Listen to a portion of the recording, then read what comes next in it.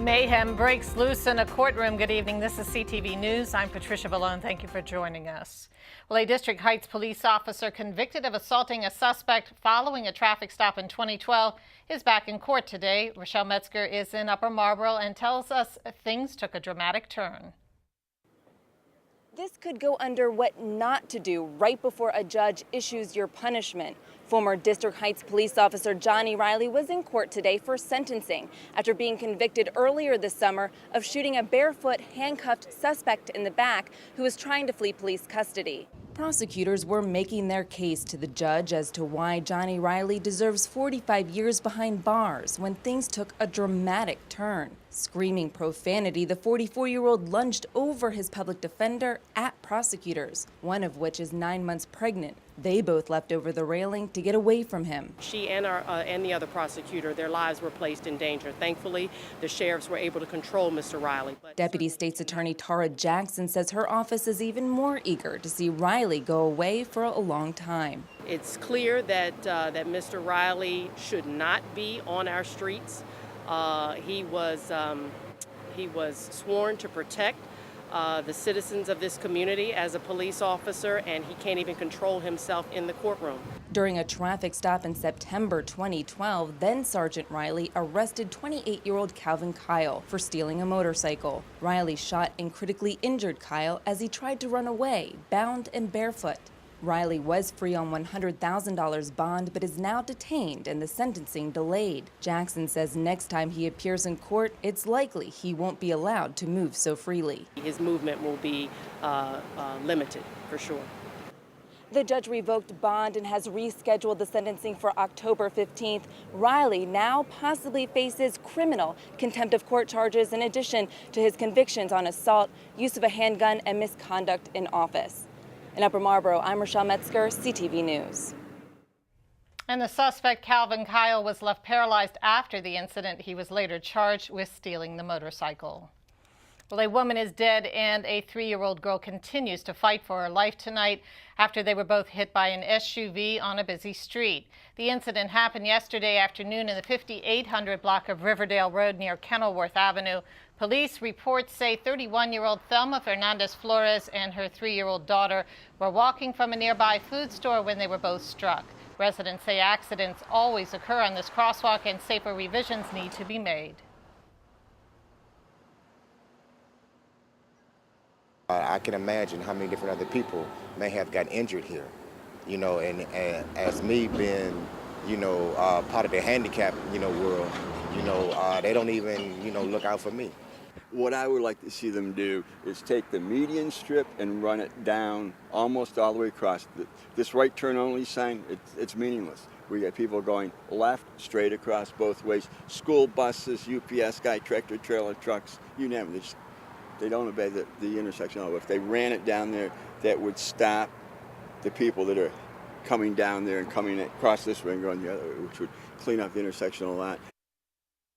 And the 3-year-old girl is still at the hospital in critical condition. Police are currently investigating the incident to determine if charges will be filed against the driver of the vehicle. Well, last week, Governor Martin O'Malley announced a new immigration detainer policy. The move, which was hailed by the American Civil Liberties Union and CASA de Maryland, could have a far-reaching impact on immigrants in the region. Joining us now to discuss the issue is Jennifer Journey. She is a staff attorney with CASA de Maryland. Well, first off, tell us a little bit about what an immigration detainer is. So an immigration detainer is when Immigration and Customs Enforcement, ICE, requests a local law enforcement agency to continue to detain an individual in their custody for up to 48 hours in addition to when they should have been lawfully released. And what's it mean exactly now that the governor has said that he will not honor most of the cases where there is an ICE detainer? So what the governor is basically saying, which is in agreement with a lot of federal court decisions coming out recently, is that it's a violation of their Fourth Amendment if they detain them without probable cause. And explain exactly what that means in terms of this particular type of incident. So an ICE detainer, it's just a request. It's not mandatory for them to follow, and it's just saying for X reason they think this person should be detained because for immigration reasons DHS wants to take custody of them. To have probable cause, the officer has to know with sufficient information that the individual has committed a crime. The detainer doesn't give that probable cause that's necessary to detain someone. Now, the governor he made this decision, and there was a lot of conversation about, the separation of families and things like that. What went behind his decision, do you think? I think the AG opinion that was issued in the state of Maryland had a great influence. Also, the general landscape of the federal court decisions coming out, and just, I think, an understanding that more and more these detainers are unconstitutional and violating the rights of Maryland residents.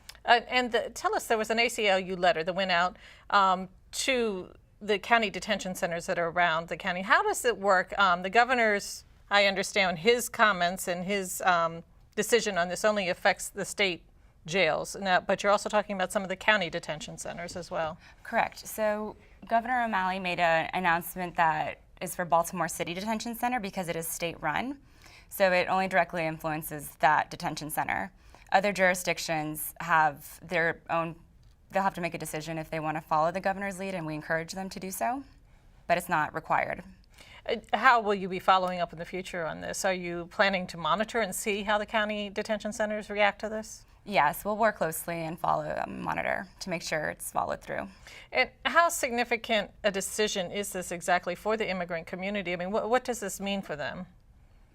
It's incredible. The policy has separated so many families and led to deportation, and it's unconstitutional. So this is a great move on the governor's part, and we are so happy that he made this decision. And in terms of one is federal and one is state, does federal not override state in these cases? Or is this a case where the state is challenging the federal's decisions on these? Well, this is just a request. This isn't mandatory. So it's not the state overriding the federal. It's just basically the counties are choosing to only follow through when it's constitutionally correct to do so. All right, Jennifer Journey, thank you so much for joining us here today. And we just want to mention once again that 3 federal courts also found that the immigration detainers raised constitutional concerns. The counties are possibly liable for damages to individuals that they detain on that basis. And you are watching CTV News. I'm Patricia Villone.